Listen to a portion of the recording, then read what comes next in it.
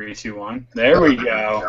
We're live for Frontlines, the Clone Wars podcast, episode 1138. No, we have not done 1,000 episodes that you don't know about. But since we're ending on episode 138, I thought that it would be appropriate to just add that extra one right there in front of it. I did not plan that. Matt didn't plan it. Like, neither one of us had any idea that we were going to end on episode 138. But the second that I realized that that's what was happening, I thought, wow, that's the coincidence. I'm getting some feedback.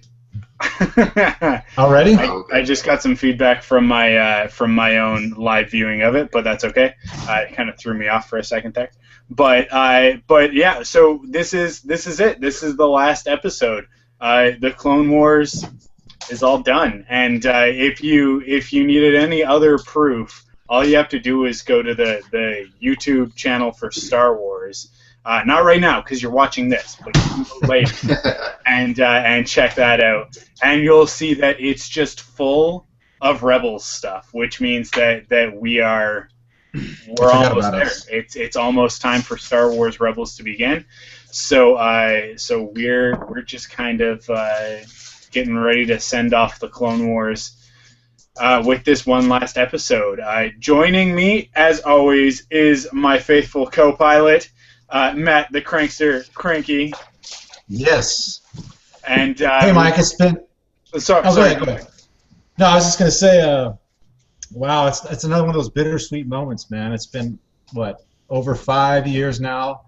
We talked about this the other night. We have over 1 million downloads of this podcast, and you think about that, it just blows your mind. On a TV show it's an animated show that, not every Star Wars fan was watching.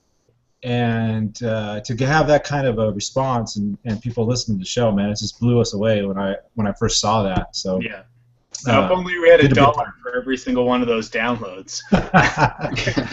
But also joining us, we've got Tim, our news writer, also one of the hosts of the Batverse podcast. Did I get Batman fans doing a podcast about Batman? Sorry, go ahead. Say it again. The Batman Universe Bat Fans podcast. Okay, that's why I can't remember it. And we've also got Kyle Avery, who is another one of our team members. He's been on episodes before. He writes all of our recaps for us, and also the host of one of the hosts along with Tim of Star Wars: The Saga Continues, which is sort of the sister podcast to our Frontlines and Rebels podcast for covering everything else Star Wars, everything including Clone Wars and Rebels that Matt and I don't get to on a regular basis. So yeah, but mostly episode 7 stuff, but a little bit everything else. Yeah. Good to be here, though. I mean, Frontlines is kind of where I got my start in podcasting and being involved in all this stuff. So it's cool to be here for the last episode. Yeah, it's kind of crazy. Let's start with this. Kyle, overall feelings for season 6 for the Lost Missions. How did you like it? I loved it. In fact, it's kind of just chance that I happened to watch most of the season again today, because I've got a friend who's moving in a couple days, and we had been, he bought all the seasons of Clone Wars just recently and watched them, and I was like, well, there's still another season on Netflix that you haven't watched, so he's been coming over and watching those, and we just binge watched the last 9 episodes of season 6 today, and I was like, oh, that'll be good. I'll get to watch it again and sort of refresh my memory for the podcast too. And yeah, I think those are some of the strongest storylines and episodes of the whole series so far. The shame it didn't get to go on to a whole 20 or 22 episode season or whatever, but especially with that Order 66 arc and the Yoda arc, some really great stuff in there, and some of the best Jar Jar Binks material of the whole Star Wars universe, I think, with Disappear, or Indiana Jones and the Temple of Doom meets Jar Jar and Mace Windu and their crazy adventures and all that. So that was a lot of fun. And then, of course, we've got another political focused 3-part story arc in there, but I thought that one was pretty good too. Especially, considering when you compare it to some of the other political stuff in there. Like, I really like the Anakin-Padme relationship and getting to see more of that. And then we had some pretty cool battle scenes there on Scipio in the last episode. So, I mean, yeah, overall, I mean, more than anything, I'm just glad we got to see those episodes because, I mean, just from other TV series and movies and stuff, when things get canceled ahead of time and then, they say, oh, we'll try to bring it back or find a way to keep telling these stories. But, I mean, from the day that the show got canceled, Dave Filoni said we're still going to have more episodes for you guys, and I was like, well, how many is it going to be? Like, I could see it just being 4 or 8 or something like that. And also, as much as I wanted to see those episodes, I kind of was in the back of my mind at least trying to prepare myself, like, okay, I don't want to get too excited because if somehow this doesn't work out and they say like, oh, we didn't end up getting to finish those, or it could have been like years down the line before we got to see them. So I kind of was setting myself up for disappointment just in case. So I'm glad it wasn't too long and that we got as many episodes as we did and that they were really good. So I'm just glad we got them out there and got to watch them. Cool. Tim, how about you? What are your feelings on this final season of the Clone Wars? Yeah, I got to echo pretty much what Kyle said. I mean, I loved it. And right from the get-go, I had high expectations for this season. Pretty much right when Dave Filoni made that announcement video, we got that first clip from the Order 66 arc. I mean, just seeing that short minute or so of new Clone Wars footage just blew me away with that. And so I couldn't wait for that arc, and then we knew the Yoda arc was coming. So I had real high expectations for it, and they were met. Even, I wouldn't say there was a weak arc in that because I loved the Clovis arc, and the Jar Jar episodes were entertaining too. Like Kyle said, probably the best Jar Jar we're ever going to see in Star Wars. But yeah, the two things I love most about pretty much the universe of Star Wars and then the Clone Wars was arcs and stories that focus on the clones, and then Jedis and the Force stuff. And pretty much Season 6 had both of those with the Order 66 arc and the Yoda arc. And like, I could say the Yoda arc met my expectations, but really it didn't. It exceeded them. I mean, it was amazing. It was almost a perfect way to send this series off. And just, sure, we didn't get the right lead into Episode 3 directly, but I think it's a perfect way to end the series, and then you can go straight into Episode 3. You wouldn't really be questioning anything or like what happened in between this time or what was the direct lead up. So yeah, it was great. And just watching it for the first time was an awesome experience too. Able to watch every single episode all in a row on Netflix was great. I just remember me and my brothers watched it like late at night from 12 o'clock, and we're pretty much done at 5 o'clock or 5 o'clock a.m. after we saw all 13 episodes. It was just cool to binge watch new Star Wars that way. So overall, it was just a great experience, and it ended with a bang. So yeah, I loved it. Yeah, absolutely. Matt, so everybody's kind of heard, like we've been covering this season one episode at a time, but you have a unique perspective because where the rest of us binge watched it, you watched it one episode at a time as we went through over the course of the last few months. How was it for you going through the last season? Did you enjoy it just as much as these guys did, even though they got to binge watch it and you sort of took it in bits and pieces? I think that I would have probably liked it a little more had I watched it a binge watch, because a lot of these arcs were the first and last were 4-part arcs, and waiting that extra time in between episodes, I guess you can kind of lose the continuity or the flow of it. But it was fun to do. I know there was a couple other guys that were doing it, I think, with me. And it was something nice to come to. Like, you finish an episode and you go, okay, I can't wait. It was just like the old school days. I can't wait to get back to Monday nights and watch it again or watch over the weekend. But I wouldn't put – I find it hard to call that a season 6. I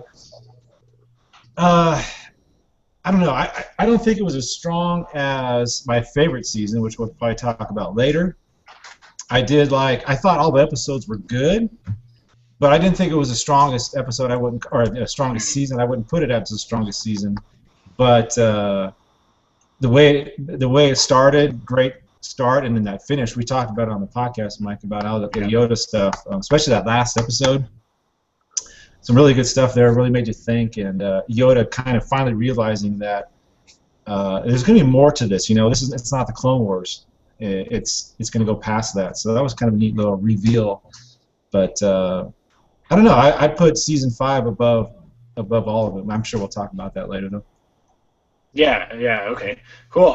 Well, I'm going to, we've actually got some emails, and for those of you that are watching us live right now, you can actually sound off in the YouTube comments, and because I've got that open in one window, so if you guys want to jump in, anybody who's watching right now, and let us know what you thought about season 6 and about the sort of the finale of the Clone Wars, and sort of what your experience was, how you watched it, and let us know your thoughts. You can do that by jumping into there, or you can tweet at us at Clone Wars if you want to send some tweets. But we've got some emails, Yes. and here we go. I've got one here from Martin Ailman, and he just says, "I posted this on Facebook, but I wanted to make sure you guys knew how awesome you all are. I just wanted to say that you guys had a great run of episodes on the Frontlines podcast, and I can't wait to continue listening on the Rebels podcast. The Yoda arc was a fantastic bookend with the episode Ambush for the series to go out on.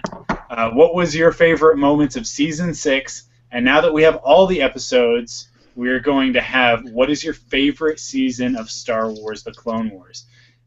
See you guys at Star Wars Celebration, and indeed you will." Yeah. Says, thanks a lot, and that's from Martin Ailman, who has been listening for a very long time, and we appreciate that.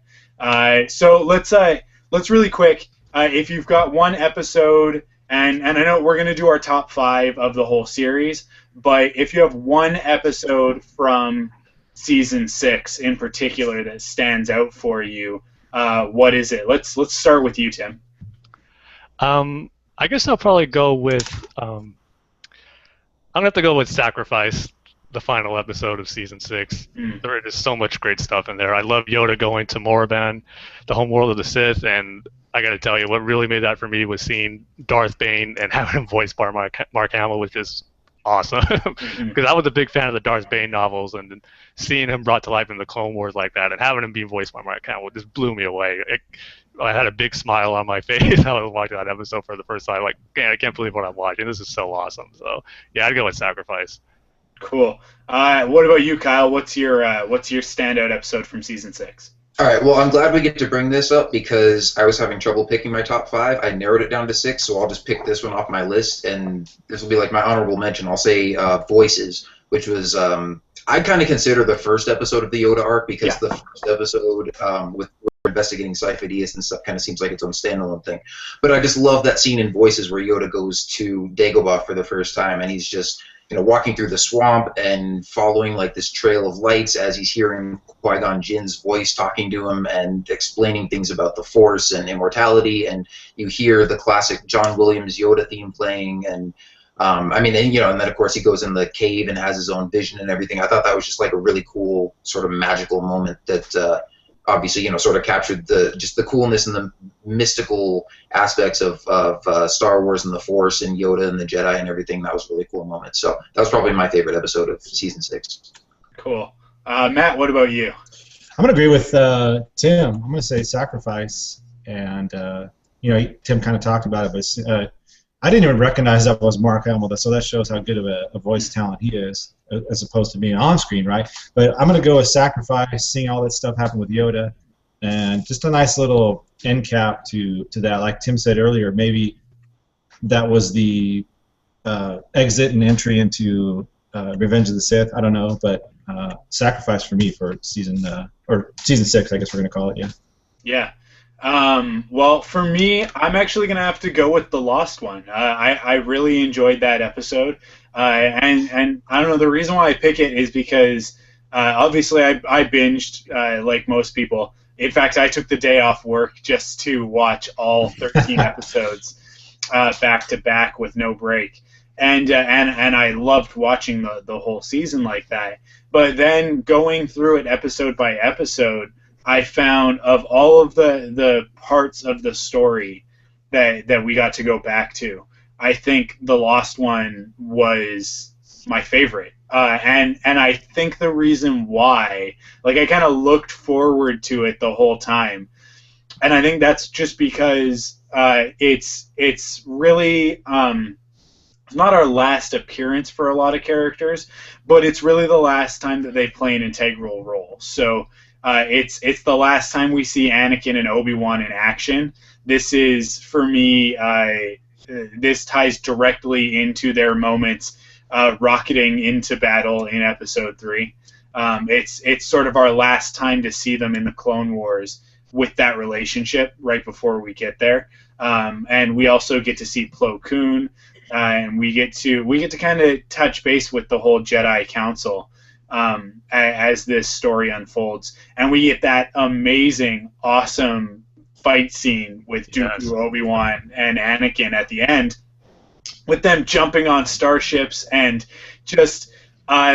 For me, that really amps up what you get at the beginning of Episode 3, and it really it leads into that really well for me.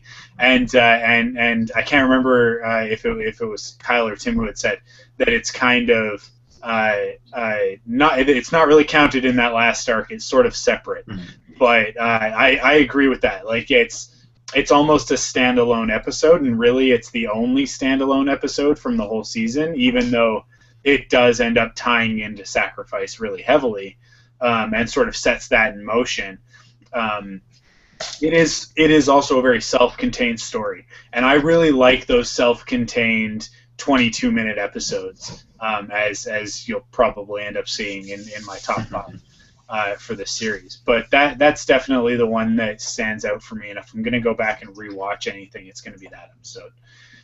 Cool. Let's see. What was he had another question part on. Oh, what our favorite season were. Yeah, what's your favorite season overall? So Matt, we'll start with you. What's your favorite season? Well, I kind of spoiled it earlier, but it is season 5. They're just saying the list. Just like, oh my gosh, I forgot that was in season 5. Some of the stuff that was in there.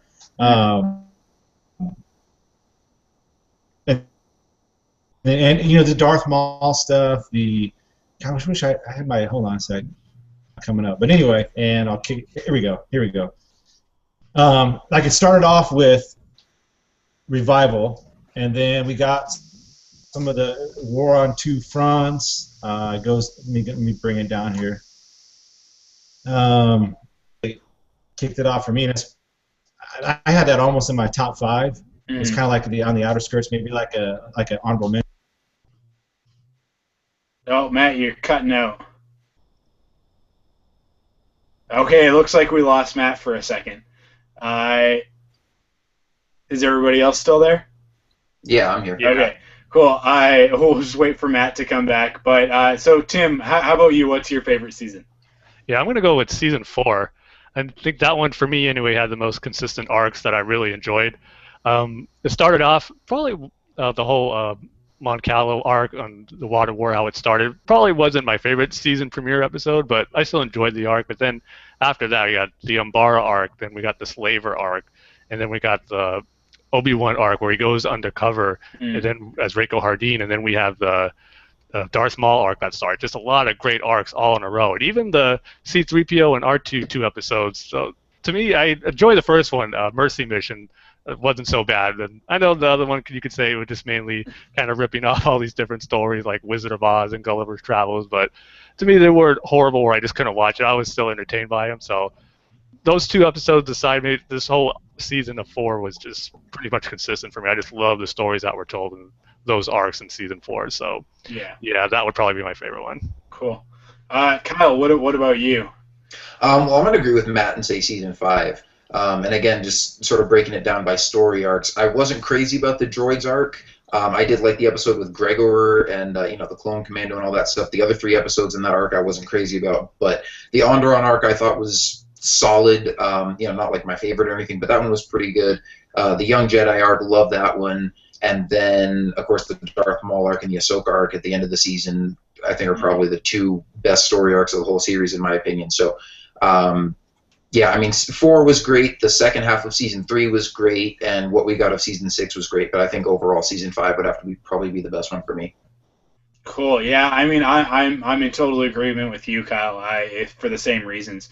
Even though my absolute worst episode of the series, a Sunny Day in the Void, Yep. is in season Yep. 5. Even though it's there, it's still that season still stands out for me. And I think for two very distinct reasons. I guess three really, but two come to mind for me personally quite a bit. The Gathering and the Obi-Wan story with Obi-Wan and Darth Maul and the Death Watch and everything. Like those two elements, they really kind of they bump you back and forth between the two far spectrums of what Star Wars is, right? They go from what we want as obviously the adult viewers. I say adult as I've got toys and stuff behind me, but as adult as we get, within like the sort of the Lawless in those episodes, and then it also has that season has that childlike wonder of an episode like The Gathering, and so it just represents those two sides to Star Wars that I think one problem that the community has a lot of the time is that we see the action sequences and the lightsaber fights, and that's what we want. But we forget that the reason why we love Star Wars is also because of silly droids and a goofy Yoda and Chewbacca being a lovable giant and all of these other elements that make Star Wars not just awesome like a Transformers movie. I'm gonna put that in quote fingers, but also has the heart that we want. And so Tim, you mentioned the droid arc from season 4 and how it pulls in like the Wizard of Oz and Gulliver's Travels and all these different stories that kind of have that heart. That's sort of the element that I think a lot of fans forget about, and it's to be honest, I think that's the element that's missing the most in the prequels, and I think it's one of the reasons why there's a disconnect, is that you have the stuffy political stuff, you have the awesome action, but you're missing that real sort of the furry connection to characters like Chewbacca and R2 and 3PO that just aren't as prevalent in the prequels as they were in the original trilogy. So season 5 for me really it has both of those things. It shows us both sides, which any good Star Wars story should do. So Matt, you got cut off a little bit, but did you want to finish what you were saying about yeah? Well, I didn't hear who Tim and Kyle thought was their favorite season. Yeah, I chose season 4. Yeah, okay. And Mike and I both said 5. Okay, you guys are on the same page as me. Yeah, I was just saying, it started off with Darth Maul, and then it got into the Lawless, which was I'll talk about that later, and then it ended. I had the missing in action with the who was his name? Gregor. Gregor, yeah. Thanks, Kyle. So Gregor, and then ended with the Ahsoka stuff. I think that that season was that's tough to beat that season. So that's why I picked season 5. Cool. Okay, cool. Let's actually. You guys want another email, or do you want to jump into? Our top 5? Do one more email, I think. Okay, cool. I closed part of the window. Let's see. Okay, so this one is from Adrian, and part of this was for Rebels. One sec. Also, he says, also on a side note, in the last CW arc, there was somewhat obscured scene where Shakti died. You all said that Anakin killed her in that scene. It wasn't that clear to me, though. It was a blue lightsaber, but I interpreted the scene as an homage to the deleted scene from the Episode 3 DVD where Grievous kills her.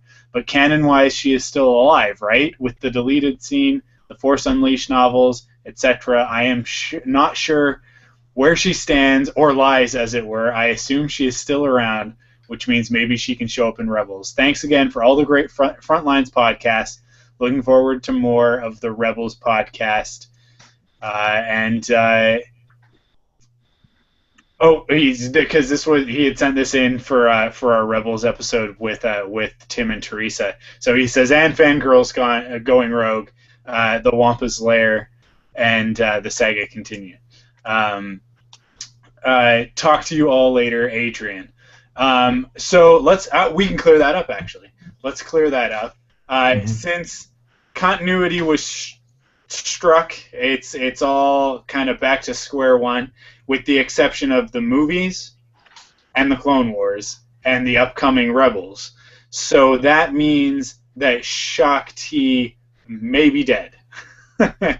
It's not 100% clear because obviously that was a premonition that Yoda had. It was sort of a vision of the future, but we do know that most of the things that he saw come to pass, if not all of them. So, in fact, there's a deleted scene. Adrian's a little bit confused there because what he's referring to is Shaak Ti was supposed to die, or maybe she does die in the first animated Clone Wars. Do you guys remember? No, she doesn't. She doesn't die in the animated series, but there is a deleted scene for Episode 3 where she gets killed by General Grievous. Is it by Grievous? Because I thought maybe it's in the original script. I know in the novelization, I'm pretty sure he kills Shaak Ti. Yeah, but no, there are two versions of the scene. I think they just shot her on a green screen, like just kneeling there, and I think they made two different versions of it. And the original one that showed up on the DVD first was where Grievous kills her on the ship, and like Obi-Wan and Anakin come and find her. And it's just like in the novel where the reason they get on the ship in the first place is they're kind of like following her distress beacon or something, and they find her and Grievous kills her. But then in the Blu-ray, there's like a reworked version of that scene where instead of kneeling in the ship hallway, she's kneeling at the Jedi Temple, and Anakin just comes up and stabs her from behind. So I think they just filmed the same thing and put two different versions of the scene together. Okay, yeah. But I would say though, because of the vision that Yoda has in that episode, and he's seeing that along with like the Jedi getting killed in Order 66 and everything, that Oh, Kyle froze up. Oh, he froze up right in the middle of the sentence. sentence. Up a little bit. I think it was probably closer to. Oh, there it is. Wait, am I back now? Yeah, you were kind of cutting in and out for a second there. Oh, okay. Yeah, just because Yoda sees her get killed while he's also seeing all the other Jedi getting killed in his premonition of Order 66 and everything. So I would think that would be him seeing Anakin killing her and not Grievous. But it is just a blue lightsaber, so you can't really tell who it is. It could be either one. Sure. Yeah. I mean, I'm going to lean more towards it being Anakin.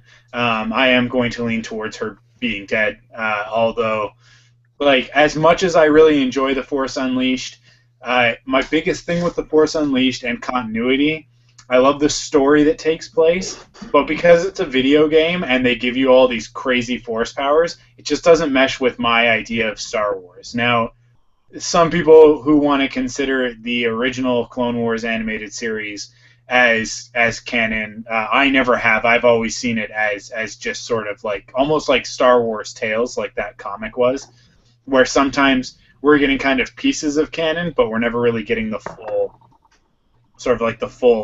story, and sometimes it's just completely ridiculous stuff. That whole sequence with Mace Windu taking out a whole army, if that were the case, the Clone Wars would have been over in a weekend. I would have just wiped out the Separatists. It wouldn't have been a problem. So it doesn't really mesh, and neither does The Force Unleashed, because if one Jedi has that much power, then the whole Order, even just the Council, if the entire Council has the same raw power that Starkiller has, but then also has training and knowledge on top of that, I mean, it's going to be the Sith never would have been able to defeat them. But that's not really the way that it works, right? So I have a hard time with it. So the idea that Shaak Ti is alive because she's in The Force Unleashed, that doesn't really hold water for me personally. But yeah, it's a bit of a weird thing, and who knows? Maybe we will get a definitive answer. That is up to Dave Filoni and the rest of the story group over at Lucasfilm. So maybe we'll see. We've already seen spoilers for anybody who doesn't keep up to date on all their Rebels news, but we know that we're going to see it's Luminara, right? Luminara and Dolly that we're going to see in I think probably the one of the first 2 arcs. So that we will see some Jedi, or at least we will see 1 Jedi, or 2 if you count Obi-Wan's hologram. That was another spoiler. But we are going to see some of that stuff come to fruition. Dave Filoni has mentioned that it would be silly with all the characters that he created in the Clone Wars and also all of the stories that he told, the characters that he was familiar with, not to go back and finish some of those stories. So Shaak Ti coming back is definitely a possibility, but we're going to have to wait and see. Time's going to tell on that one. Okay, cool. Let's jump in. We've got 2 more emails, but let's jump into our top 5. We didn't really discuss this beforehand. How do you guys want to do this? Do you want to go around, 5, everybody goes for their 5, or we go, Kyle, you do your 5, Matt, you do your 5, Tim, you do your 5. How do you guys want to do this? I say go one at a time.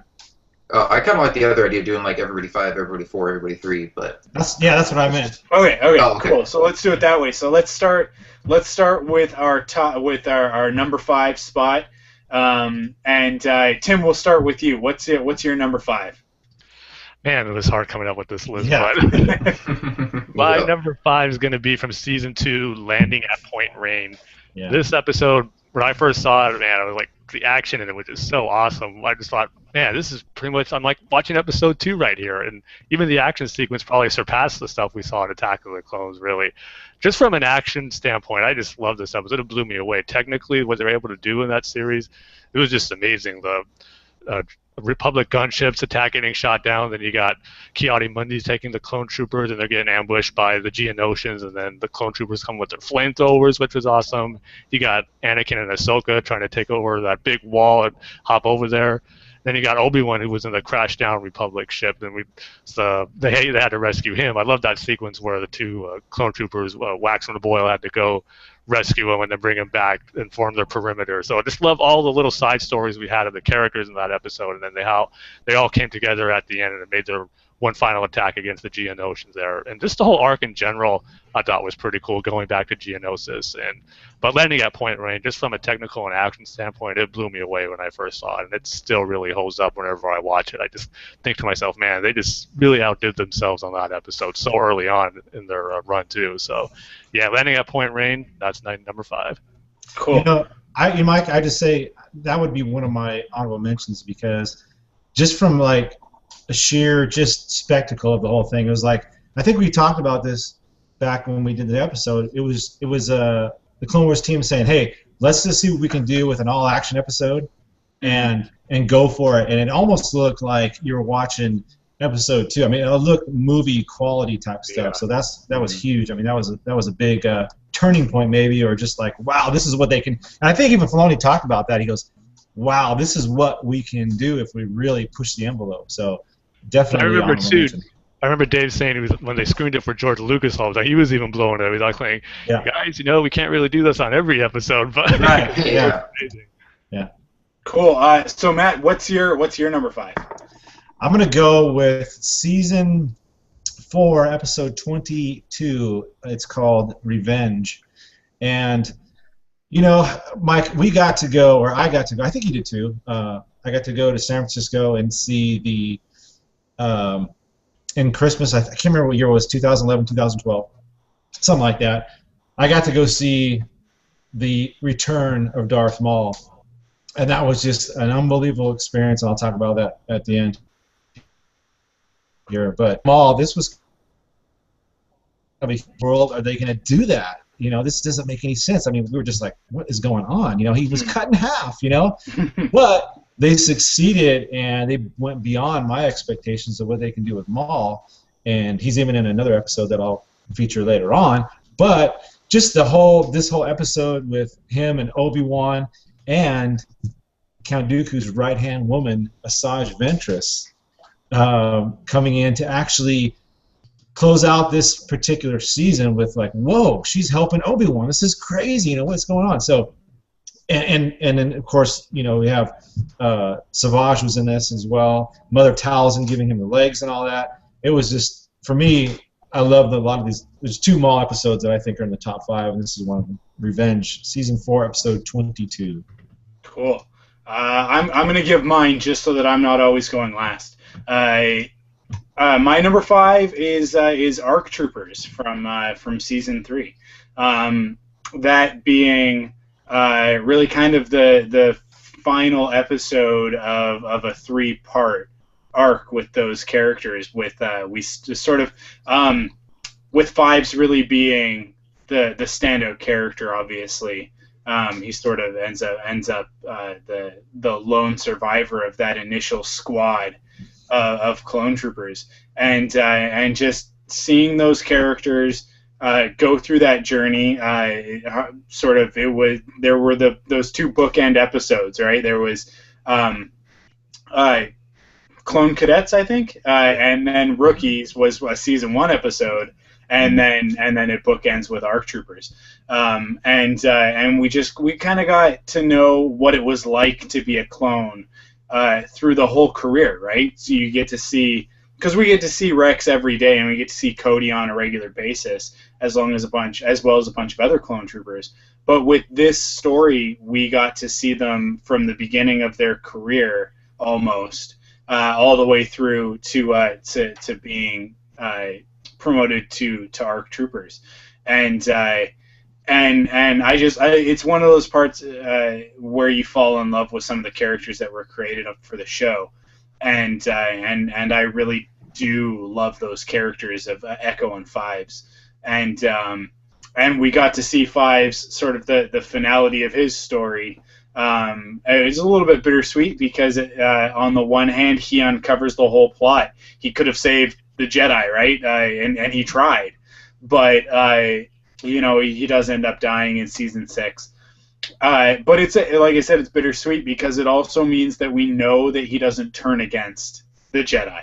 So there's a couple of those clones that we can sort of count on, because we still don't know what happens with Rex. Yeah. We still don't know.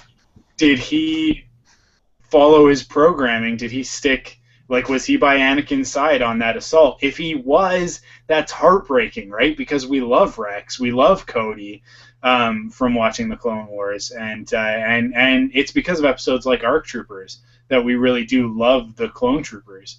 That they're individual characters. They're not just faceless stormtrooper characters. They really have personalities and feelings. And we grow to care about them over the course of this series, and this is one of those episodes that just really exemplifies that. So in a series that is called The Clone Wars, I had to pick one episode at least that was going to highlight that. It was kind of between that and maybe some episodes from season 6 and The Deserter, which is another episode that really shows us all about the clones and sort of delves deep into what it means to be a clone trooper. But that's my number 5. Kyle, what's yours? Real quick, Mike, isn't that particular episode you're talking about also feature a deleted scene with the Asajj kiss?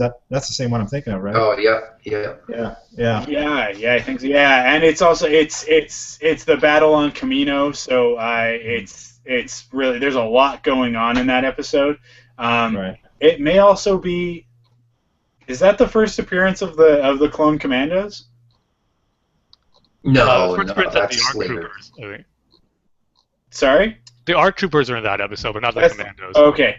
Because I remember there was that one episode that's the first time that we got to see Rain. That was the big deal at Celebration 5, but I don't remember what episode that was from.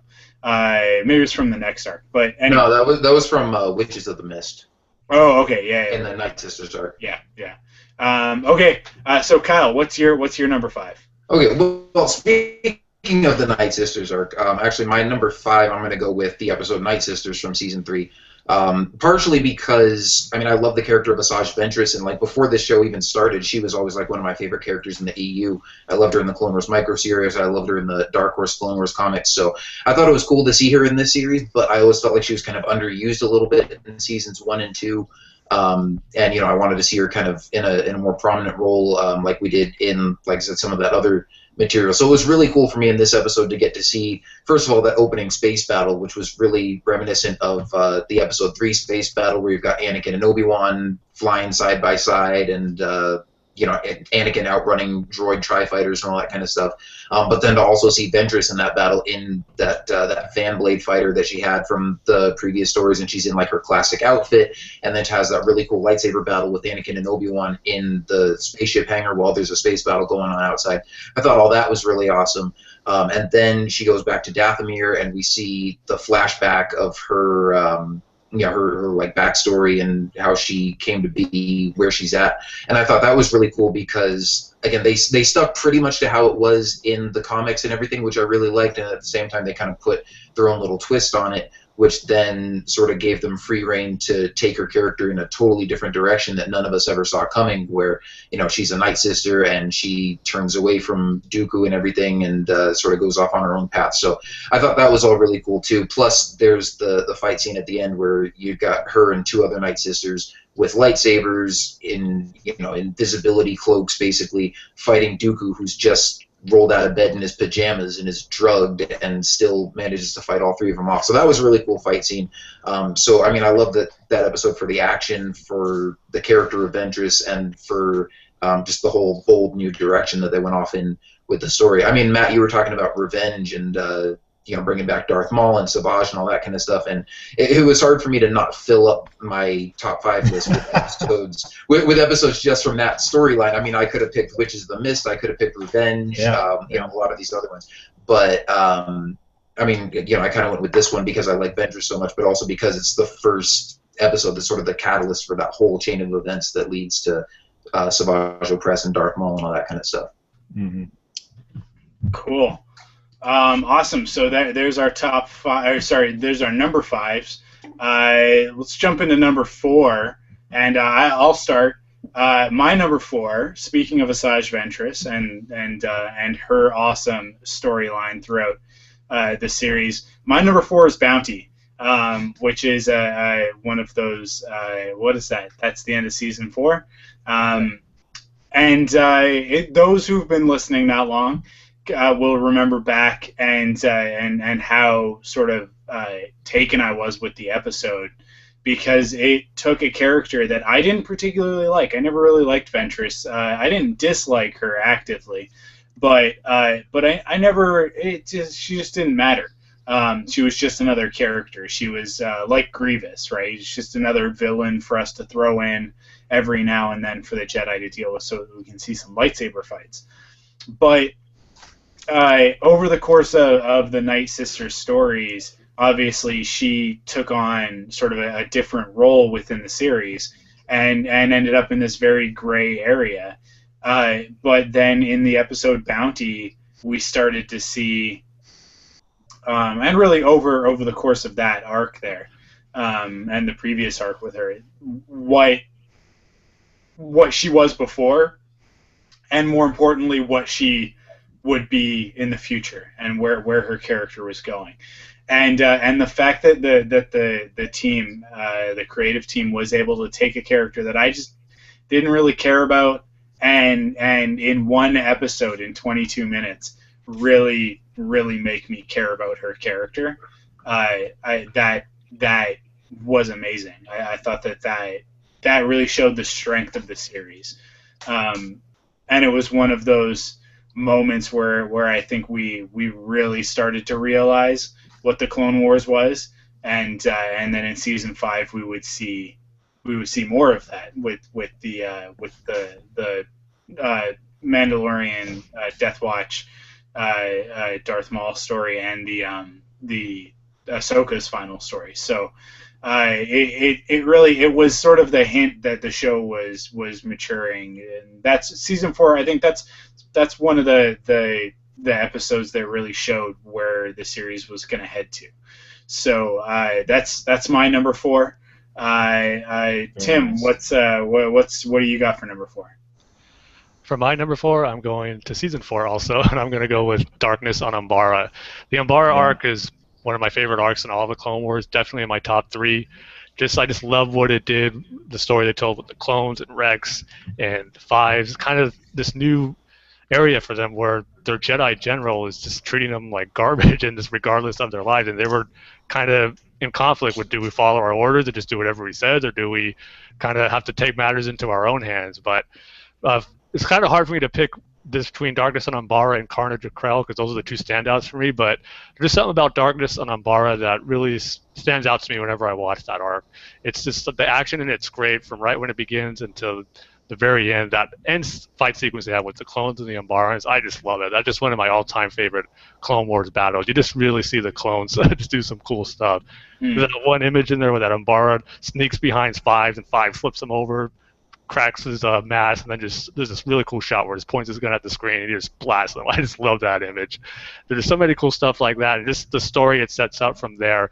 I just remember after I saw that first episode, my mind kept going on for the whole week. Man, what's going to happen in this arc? Is this going to lead to some Order 66 stuff that we're going to see down the line? How is Rex going to come out of this? Is he going to come out of this alive? And all this stuff was going through my head as I waited for next week's episode. And just this whole arc in general, this was probably one of the ones where every episode I just couldn't wait for the next one so eagerly, just like the week just to hurry up and fly by so I could see the next one. And it all started with Darkness on Umbara. And another thing I have to give it props for, this is the episode where I discovered the Frontlines Clone Wars podcast, because I just love this episode so much. I was looking for all these different Clone Wars podcasts to find, and I found you guys, and then was there ever since. So I got to thank Darkness on Umbara for that also. So I have to thank Darkness on Umbara as well, because we wouldn't have news posted on the website to go on that episode. So cool. Kyle, what do you got for number 4? Well, I'm glad you put me and Tim back to back, and he picked the one I did, because my number 4 is going to be Carnage of Krell. I also love the Umbara arc. Darkness on Umbara was awesome, and I agree with everything Tim said about just all those cool battle scenes and everything. But I mean, Carnage of Krell was the standout arc for me, or the standout episode for me of that arc,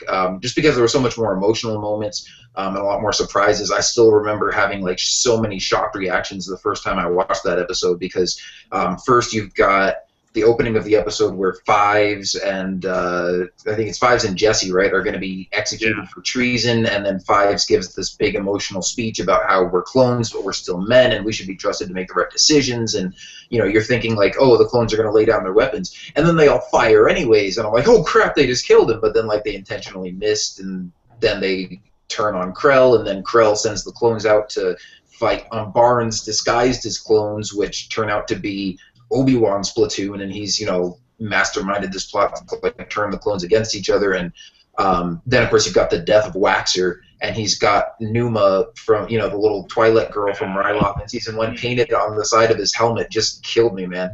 And then of course they finally go and confront Krell about it, and we get to see his twirling double-bladed lightsabers in action. And that chilling moment where they first walk in, and Rex is like, "You're under arrest," and Krell's like, "Oh, it's treason then," mirroring Palpatine from Episode 3. So, I mean, so much cool action in that episode, and just some great emotional twists, and genuine like emotional, surprising moments for me, and a great end to that story arc too. And of course, definitely some shades of Order 66 in there. Even though, we find out later that Order 66 really is just a result of the clones' programming and this chip they had implanted in them, and it's not necessarily like them deciding to turn against the Jedi. But just to see an episode where you've got some clones like turning against a Jedi general, it was like, oh, we're going to see a lot more of that later. So, yeah, I thought that was a really good episode. Cool.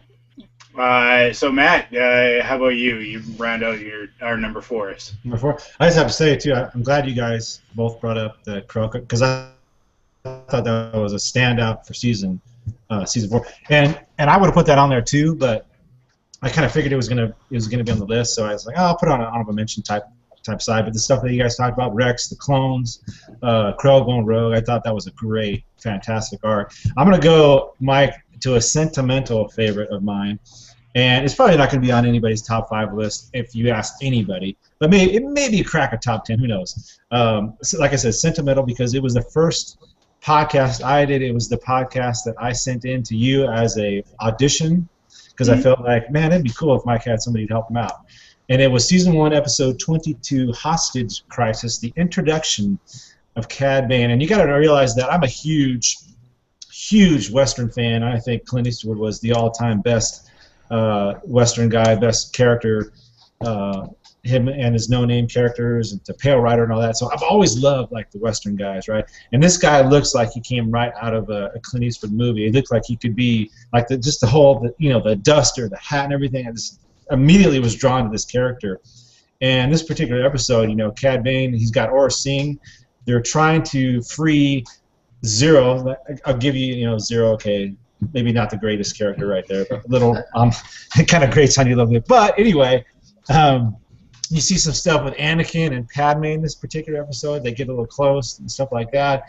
But just like the voice acting with Bane, you get to see like this guy comes in right off the bat. He takes this whole Senate building hostage. He's no nonsense. He comes in. He has a plan. He sticks to it.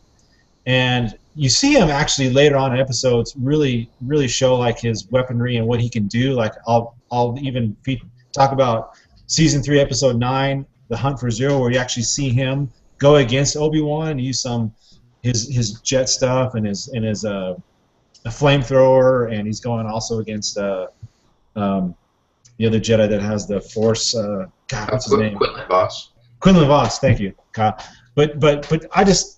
This episode is the one right here because it introduced me to the character, introduced all of us to this brand new character, and it kind of blew everybody away. Like, wow, this guy is pretty darn cool. He's got some giant blue cojones, man. This guy did that.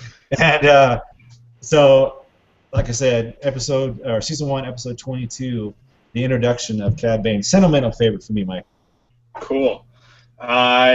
Cool. Well, let's jump right into number 3, and Matt, actually, you go ahead. Give us your number 3. Okay. Number 3, I'm going to go with Rookies. And again, this is another season 1. I was like, wow, 2 of them from season 1. And there's so many good episodes. Like I think it was Kyle or Tim, you guys said it. It's so hard to pick. I mean, there's so many good things. But Rookies, like, if I'm telling somebody, hey, if you've never seen this. And it was just like me, like you guys know, like I didn't start watching this till like the 4th or 5th episode because I had DVR'd it and like, oh, that's cool, it's Star Wars, I'll get to it when I can. But Rookies was the one where it kind of broke down like everything about the clones, right? You're like, it kind of got like real for a second. It got like adult, or if you want to call it that, it's like, whoa, this series isn't like a cartoon. This isn't like for my 5-year-old. I mean, he can like it, but this is cool to me. I love this stuff, and it wasn't any lightsabers or anything like that. It wasn't crazy fighting like we'll get into later. It wasn't Sidious battling Maul or anything like that. But it was a nice character study on these clones and the camaraderie they have, and you kind of felt for them, like, oh man, these guys are going to be throughout this whole series. We're going to be watching these guys grow up in the Clone Wars. So I thought. A lot of people talk about Rookies ever since season 1, Mike, that is one of the best episodes, so I had to include it on here. Number 3 for me, Rookies, first season, episode 5, I believe. Cool. How about you, Kyle? What's your number 3? Number 3, all right, I'm sure I'm not going to be the only person to have this episode on my list, and some people might have it higher, but I've got to go with The Wrong Jedi for number 3. Just because of the emotional gut punch of Ahsoka walking away from the Jedi Order. And, I mean, that episode is cool throughout. You've got Anakin having a brief fight with Ventress, and then, of course, a cool lightsaber duel with Barriss in the Jedi Temple. And, I mean, just some of the imagery you see, too, where Ahsoka's on trial in that big room that, the walls all look straight out of, like, the Death Star or something. The look of like the Imperial base, and you see Tarkin kind of rising to power, and kind of all this stuff that foreshadows Episode 3 and the Empire beyond that. But then, I mean, it's really all about the character drama and Anakin, doing whatever he can to prove Ahsoka's not guilty, and her sort of, trying to defend her innocence and all that. And then at the end of the day, when they finally clear her name and everything, and she comes back to the Jedi, and they're gonna let her back in, and she's like, "No, I can't do this. Like, you guys have sort of betrayed my trust here, and I'm gonna need to like walk away at least for a while." And there's a line in there in particular, I think, when Anakin hands out like her Padawan braid for her, and she says, "I'm sorry, Master, I'm not coming back." And it was emotional the first time watching it when we knew that was just the season finale. But then after finding out the show got canceled, and it was almost like her saying that to Anakin was like Dave Filoni saying that to the fans, like, "Sorry guys, we're not coming back." And every time I watch it, still, it's like, "Oh, why do you guys do this to me?" And then also there's a little subtle thing in there that I don't know if a lot of people pick up on, but it's one of my favorite tiny little character moments in the show, and it's just when right after that, like, they're standing in front of the whole Jedi Council, she says, "I'm sorry, Master, I'm not coming back," and she turns and walks out, and Anakin runs out after her, and Obi-Wan starts out after him too, like he's going to run out to try to take care of Anakin, and Plo Koon just puts a hand on his shoulder and holds him back, like, "No, this is your Padawan, you've let him go, and now you got to go, like, let him deal with this thing with his own Padawan too." So that was just like a real tiny thing that I thought was just really cool and deep and emotional. Also, the music throughout that whole story arc is fantastic too. I mean, Kevin Kiner went and got like an actual live orchestra to do the music just for that those four episodes for that story arc, and I mean, the music just adds to the emotion and the drama of it too, and that was just fantastic. And that whole story arc was great. I mean, I also loved that episode. What was it, the second one, The Jedi Who Knew Too Much? I think where the whole thing is just basically one long chase sequence through Coruscant. That was really intense. And some other great moments throughout the whole that whole arc. But yeah, just that last episode for me was a great way to end the season, and a really emotional way to end the series. That we thought that was going to be the series finale at the time, and of course we didn't get all our questions answered. But from the get-go, it was like they're introducing this new main character in Ahsoka who's not in the movies, and so everybody's like, well, what's going to happen to her by the end of the series? And we finally got that question answered. So. Even though it wasn't necessarily the satisfactory series finale that we wanted, I think that was pretty good as far as like the best we could hope for at the time. Yeah, cool. Well, I'll give you guys my number 3. For me, this was difficult because Bounty had to sort of fight for the spot, but at the end of the day, The Gathering takes the number 3 spot for me. There's only a handful of episodes that really touch on the Jedi and the Force. There's Ambush from season 1. There's Children of the Force from season 2, and then there's The Gathering, and obviously some of the episodes at the end of the season 6.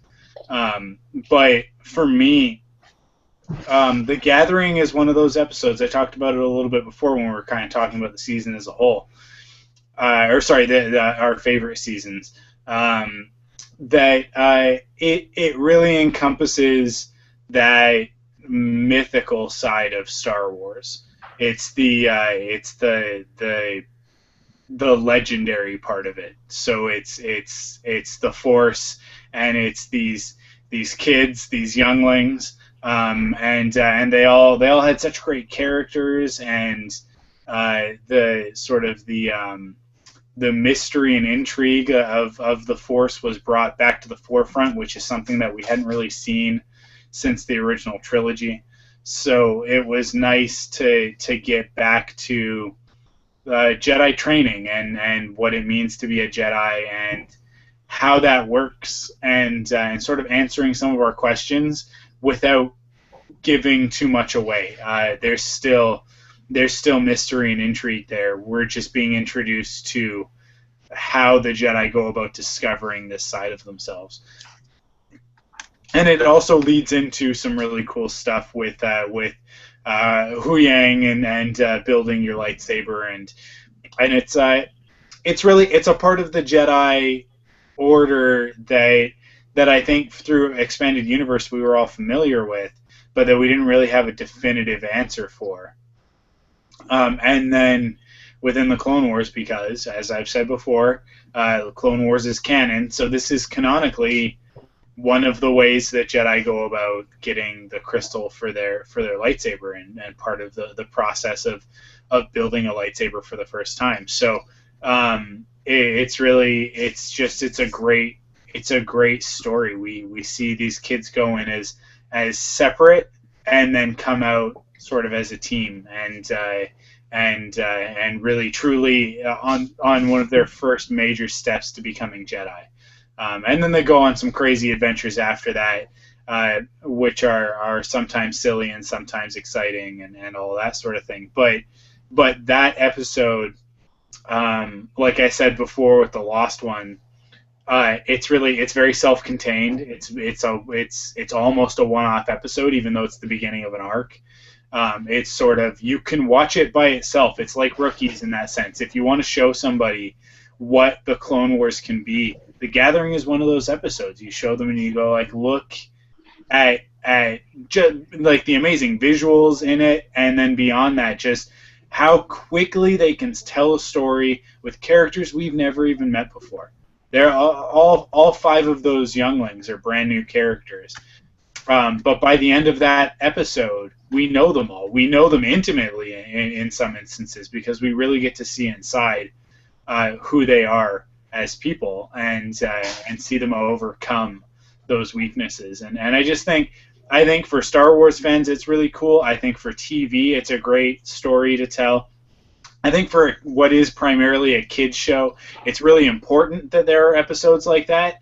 I think it really it gives kids some characters to identify with, that they can get a good moral lesson out of it, and that's sort of Star Wars at its heart. That's one of the things that it does the best. It really gives us a great sense of morality and sort of good versus evil, and where we, hopefully the majority of us watching and listening to this as good people, fall in that spectrum of what we can do to fight against darkness and that sort of thing. So I think it explores a lot of that stuff, and that's why it stands out for me. Nice. So let's finish up our number threes with Tim. What have you got for number three? Yeah, so I'm going to go with an episode I talked about a little bit before from Season 6, Sacrifice. But instead of going over what I mentioned already, another thing I really loved about that episode was the very end, where we kind of got that what-if scenario of this is how the Clone Wars could have ended if things kind of went a different way, where we saw Yoda and Anakin and a platoon of clones make their assault against Sidious, and they knew that it was, they knew where his location was, they knew Dooku was there, and they just went out of that attack on him. I just love that what-if scenario. Like, they're so close. Like, this could have happened if things just went a different way in certain areas. And the final confrontation that Yoda has with Sidious in that vision was just really cool. The choice he had to make, and where it gets his title from, sacrificing, defeating Sidious, and kind of finding out who he is in order to save Anakin. It's like I said, just like that what-if story. If that really did happen, where Yoda and Anakin went out against Sidious, and Anakin didn't fall to the dark side, they could have prevented all of this stuff from happening, where Anakin falls to the dark side, and what happens in Episode 3. So I just love kind of the what-if scenario that episode also had in regards to the stuff I mentioned previously with Morban, Darth Bane, and all that stuff. So, and then just the very end, where Yoda is kind of telling Mace Windu and Obi-Wan how, even though we may not win the Clone Wars, it might already be lost, but there is a new hope, and this is like we can win the war for, like, of all time, I think is what he says, and just how they're kind of accepting where even if they lose this, it's not the end all to everything. So, like I said before, just a great wrap up to the whole series, and that you can watch that episode and just go into Episode 3 and not skip a beat. So yeah, Sacrifice is the highlight for Season 6 for me, and then number 3 of my all-time favorites. Yeah, that ending is fantastic. Where, like you said, he's just saying, you know, we might lose the war, but like we can win more than just the war through the Force and everything. I think, like, the way I think about it is, The Wrong Jedi, I think, is like a perfect series finale, and then if that's the series finale, that's like the last chapter of a book, and then Sacrifice is like the epilogue, or that whole Yoda arc, you know, where it ends sort of leaving on a little bit more hopeful note, and it's just sort of like an addendum to the whole thing that, like you said, I think leads better into to Episode 3. Cool. Okay, so now we're getting close to the end here. Two. Let's go. Kyle, what's your number 2? All right, number 2, I'm gonna go with The Lawless. I know we've kind of talked about some of these Darth Maul episodes and stuff before, but this one was just fantastic. And for me, I mean, it's almost hard to pick an episode from that season 5 Darth Maul arc, because that whole arc, it's hard to pick an episode to put on my top 5 list, but I think if we were ranking top 5 story arcs, that whole story arc for me is easily like the best one of the season, or of the series, because there's like not a bad episode in that arc. They're all awesome, and just seeing, sort of all that development with Darth Maul and the Death Watch. And I mean, this story arc too is where we finally got to see the Death Watch come back to take over Mandalore, which was something I was really looking forward to seeing ever since like we first saw them in season 2. And every season after that, I was like, when are we going to see these guys again? When are we going to, see them in action and finally take over Mandalore, and not just like Satine and Padme running after tea smugglers and whatever else that was. But to come to that final episode in the Lawless, where you've got Sidious kind of like finally entering the fray, and that the awesome lightsaber duel with Darth Maul and Savage, and you've got the Obi-Wan story where he comes in, and it's sort of the kind of the finale, I guess, of the Obi-Wan Darth Maul story arc. Although, at least the finale for what we see in the series. Then, of course, there's the Son of Dathomir comics going on right now, but. Obviously, like a hugely emotional moment for Obi-Wan when Satine gets killed right in front of him, and then, I mean, how cool was it to see Obi-Wan in Mandalorian armor fighting alongside, Bo-Katan and all these guys, to see Mandalorians fighting Mandalorians, and Obi-Wan with a jetpack flying through the middle of it, and in the meantime, you've got Sidious pulling 2 lightsabers and fighting Darth Maul and Savage Opress. I mean, part of the reason I have to put this episode so high on my list is I will never forget the moment when we were at Celebration 6. And got to see the trailer for season 5 after seeing the season premiere episode Revival. We got to watch that on the big screen in a big theater full of hundreds or thousands of Star Wars fans. I mean, that was awesome, and everybody was all hyped up for it. Feet away from James Arnold Taylor and Matt Lanter and Sam Witwer, and no, that's an experience that was pretty intense. Yeah, we were like first or second row, like right across the aisle from those guys. And so we had to see the season premiere, which was awesome. And then afterwards, Dave Filoni comes up on stage for a little Q&A. We're thinking like, oh, this will be a cool way to sort of wrap up the evening. And we're thinking like I think the next morning was the season 5 preview panel. So we're like, okay, we'll get some cool trailers and stuff there. But at the end of the night, Dave Filoni's like, oh yeah, one more thing before we go. You guys want to see the season 5 trailer? And we're like, yes, of course. Everybody's so excited for it. And we were cheering and everything, getting all excited throughout at like all the little teasers and stuff we were seeing. But then that moment, like halfway through the trailer, when you see Darth Sidious just pull the lightsaber and then pull the second one, which no one was expecting, and I have never been in a room where more grown adult people lost their minds like that. That was just so awesome. And then, of course, seeing it actually happen in the episode and seeing that whole fight scene, it totally paid off. Although I would have to say I might actually like the fight from the previous episode a little bit better with Darth Maul versus Pre Vizsla. I mean, those two are both, easily like the top 2 fight scenes, lightsaber duels of the whole series. But, I mean, the Lawless was just an awesome sort of climax to that whole story arc. Cool. I'll go next actually, because my number 2 is also the Lawless. So, and I'll just sort of continue what you were saying about just seeing some scenes from it for the first time at Celebration. And I don't think that I will ever forget the moment that happened, and Steve going, "Are you freaking kidding me?" And Steve was one of the people that lost it the most. He was just like, "Oh my god!" And it was crazy. That was some of the most fun that I've ever had at that convention at Star Wars Celebration. But that panel in particular, with everybody that was there, and that was the moment that I think that we found out season 5 is going to be. It's going to be something special. Like we're going to see some stuff that we've never seen before, and the Lawless is the best example of that. The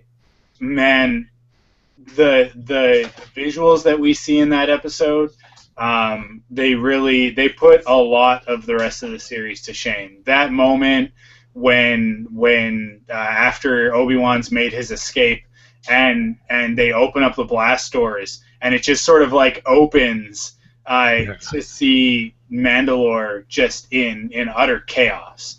That's one of the most cinematic moments in the entire series, and it really is one of the standout moments for me. And like you said, Obi-Wan Kenobi in Mandalorian armor, flying around with a jetpack, with his lightsaber out. I don't know how you beat that. I really don't know how you beat that. Except, maybe when we get to my number one, I'll say how you beat that. But, I already know what it is. I think we all know what it is. Yeah, everybody knows. But the Lawless really does take this series and push it to another level. Like I said, on that action front, is sort of the other side of Star Wars. The rapid pace of storytelling that was sort of, we get hints of it in A New Hope, and then it really starts to come out in Empire with sort of the two storylines happening concurrently, and then as it sort of like ramps up towards the end. But when I think of Star Wars action scenes, I think of Return of the Jedi, and I think of the end of Return of the Jedi with 3 incredible stories all happening at once, that if any one of those was the end of a movie, you'd be like, that was a pretty good movie. But because it's Star Wars, all 3 are happening at the same time. And so in that same vein, and sort of echoing that, we get the story of Sidious coming and sort of, spanking Darth Maul for all of the trouble that he caused him. And then on top of that, we also get these great moments with Obi-Wan and Bo-Katan fighting against Darth Maul's Death Watch, and we get the awesome reveal right at the end about Bo-Katan being Satine's sister.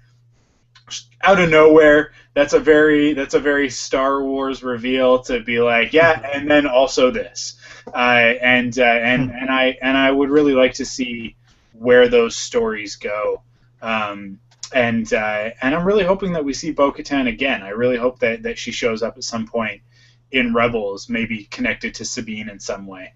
But who knows? Like, that's one of those things that time's gonna tell on it. But yeah, definitely one of my standouts. But I will say definitively for me that the lightsaber battle from the previous episode between Pre Vizsla and Darth Maul is the best lightsaber battle in all of Star Wars so far. It's the best one, because it's not just like Battle of the Heroes at the end of Episode 3 is incredible, and Yoda and Sidious fighting, and Yoda versus Dooku is really cool, and the battle with Darth Maul in Episode 1 is really cool, and you can't discount the original trilogy, even though it might not be as choreographed and ridiculous as the prequels are. The emotional content is definitely there.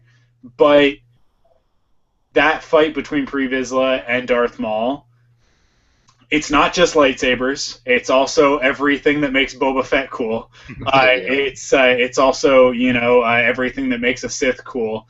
And then it's also, there's an emotional aspect to it there, where we're seeing 2 bad guys fight, and we love both of them, because Pre Vizsla was an awesome bad guy, and Darth Maul, as he was resurrected in the Clone Wars, became one of the best villains in all of Star Wars. You see the 2 of them fight, and you know that no matter who wins, it's bad news for the rest of the galaxy. So you kind of want them both to lose, but you want them both to win. And then right after that, with Satine getting killed, it's like, that's a rough episode. But it sets up everything awesome to happen in the next one. So, in the Lawless being my number 2. That is my favorite lightsaber battle in the entirety of Star Wars. Yeah. It's you know what? It's ridiculous because Obi-Wan Kenobi is not even part of it. And it shows up afterwards. But like you said, it leads to an Obi-Wan fight. Yeah. Well, it leads to one of his best moments in the entire saga. So. Of course, it also doesn't hurt that dark saber is so awesome. Yes. I actually have a wallpaper on my computer. I have like a whole folder of wallpapers, and I have it just like cycle between them randomly every hour. But one of them is just a snapshot from that episode with Darth Maul, when like right after he not after he kills Pre Vizsla, but when he beats him and takes the darksaber, and there's like just a close up of his face when you see the blade go straight up as he ignites it. That is, oh man, just such a cool image. Yes. Cool. Matt, what's your number 2? Well, I'm kind of following. It seems like I'm following Kyle and the rest of you guys, but I'm going to go with my number 2 as the Wrong Jedi. And I guess we can't call this the season finale anymore because we got the 13 episode season 6 recently.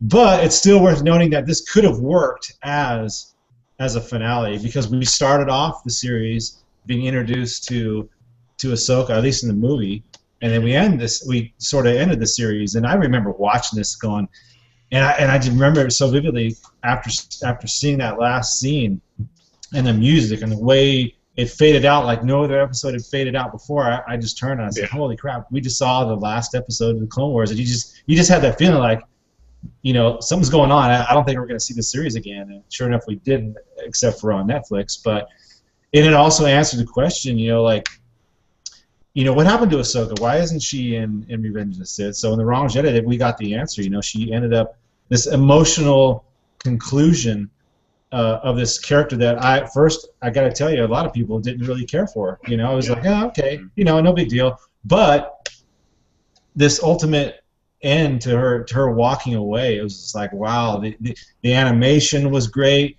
The character moments, the acting, the voice acting, and of course, you guys mentioned it, the score. I can still hear that score as she's walking away, and as the screen fades to black, that score. This is one of those episodes where, wow, this is one of the ones you have to pick to show somebody new who doesn't know anything about the series. Wrong Jedi, last one in season 5. Cool. Tim, how about you? What's your number 2 spot? Well, let's get things back on track and move back to the lawless again. Yeah. Oh, crap. Not to repeat what you guys just said, because as cool as that Darth Sidious, Darth Maul, Savage Press fight was, and Obi-Wan and the Mandalorians and the Death Watch, my favorite scene from that episode was where Maul was pretty much sticking it to Obi-Wan where he kills Satine, and just the line of dialogue that Maul says to him there is how you should embrace the dark side and it makes you stronger, and then Obi-Wan just refuses to. I just love his response saying, only the weak embrace the dark side. It takes greater strength than you'll ever have to resist the dark side, and saying things like how I'll become more, he didn't say exactly how he did A New Hope, but he kind of alluded to becoming more powerful than you could possibly imagine. It just was a great display of Obi-Wan's character in that moment, and just when Darth Maul does kill Satine, you see the pain it causes Obi-Wan, but at the same time, he doesn't lose it like Anakin would. He just stays true as a Jedi would, but still showing that emotion and the loss that he felt. So it was just a great moment for Obi-Wan's character there, and that was a standout scene for me in that episode. And plus all the other cool stuff that you guys already mentioned, but that's what puts it as my number 2. Cool. Yeah. I mean, that is the moment that really defines Obi-Wan Kenobi as the greatest Jedi. Yeah. Right? Like he's the epitome of a Jedi master, because when faced with the exact same thing, even more so, Anakin gets premonitions of Padme's death, but Obi-Wan's just forced to sit and watch the woman that he loves killed in front of him. Yeah. And his reaction is, you can't break me. Like, you can try, but all this does is show your weakness and allows me to show my strength, right? Like, that is why Obi-Wan Kenobi is Obi-Wan Kenobi, and why I have a shrine in the other room dedicated to the guy.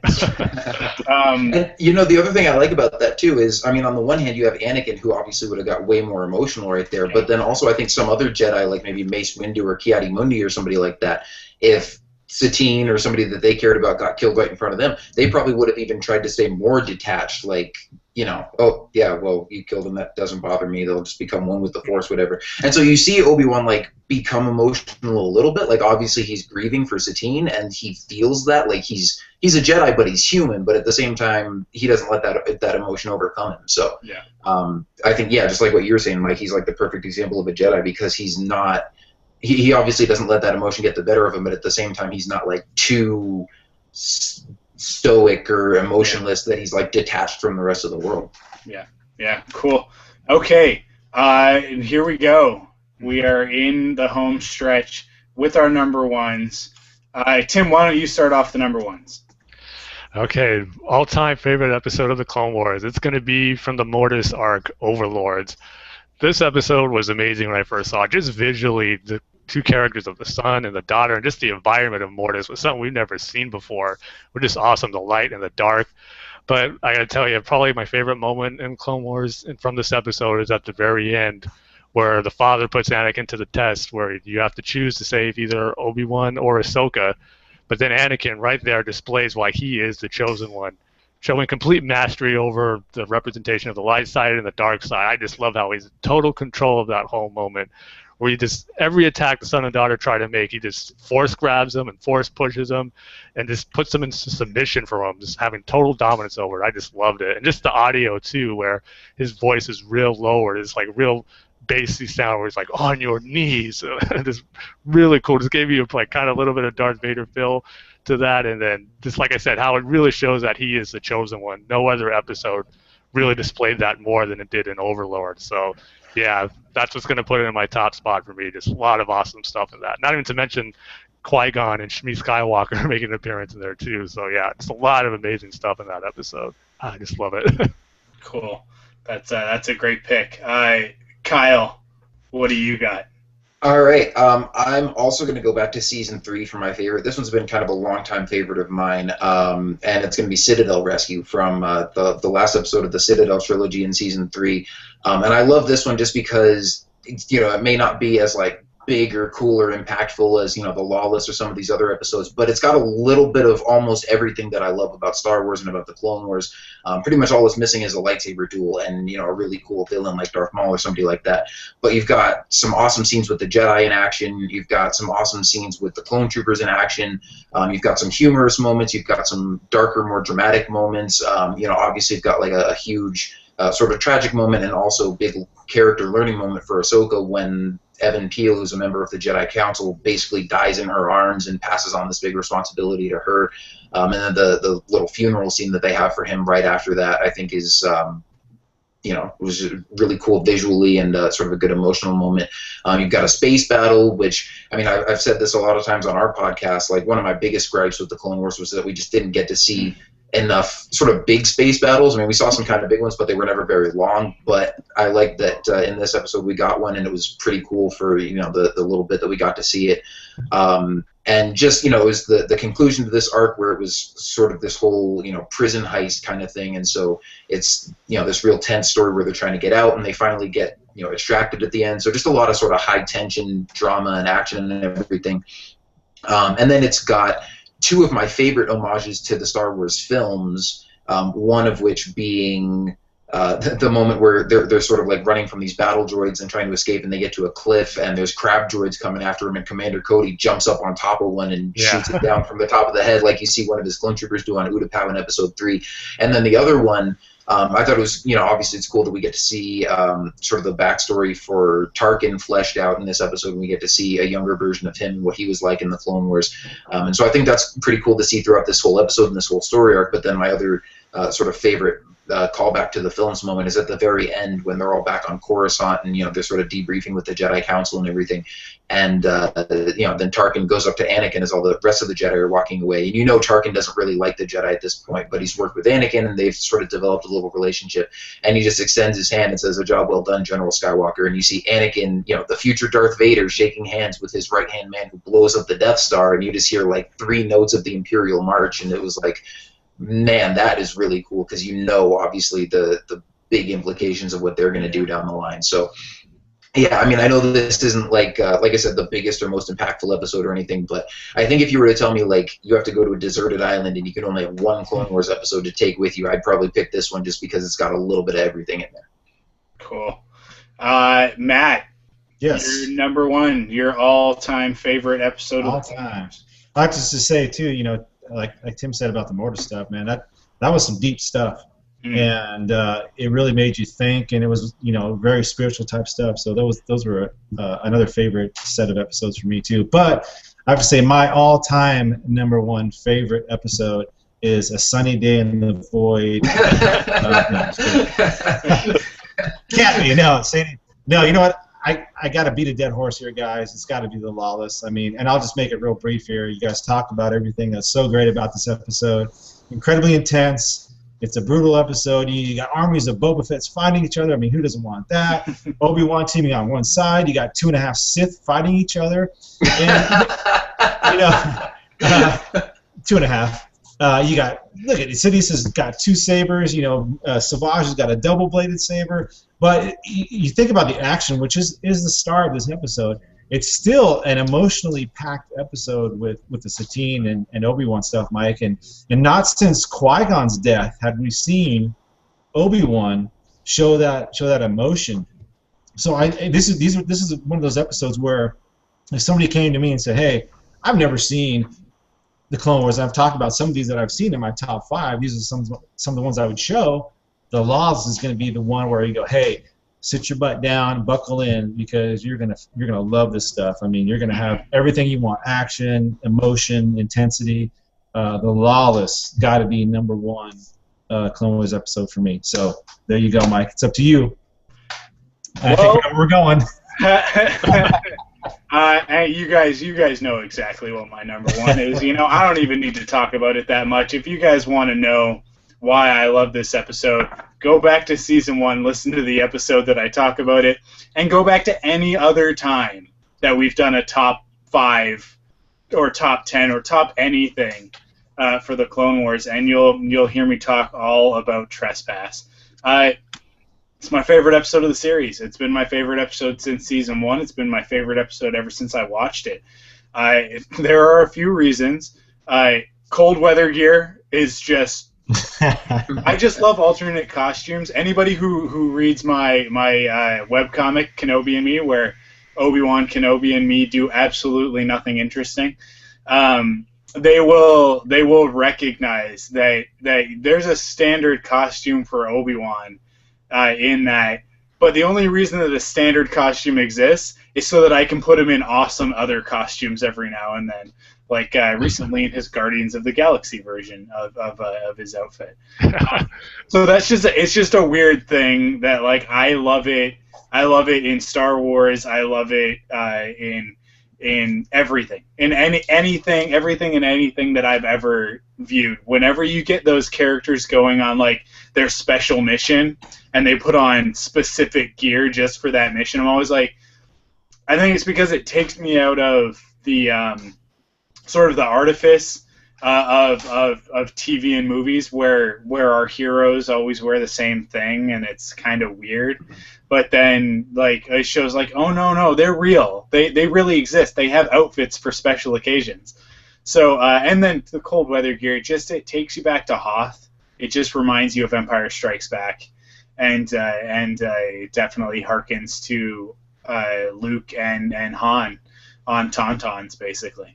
But then on top of that, it's our peak in the Clone Wars of what life was like for the Jedi before the Clone Wars. All those stories that we hear, sort of like little bits of, like, the Nest of Gundarks and that business on Cato Nemoidia and everything that they sort of hint at throughout the prequels about sort of what it was like to be a Jedi and what their world consisted of.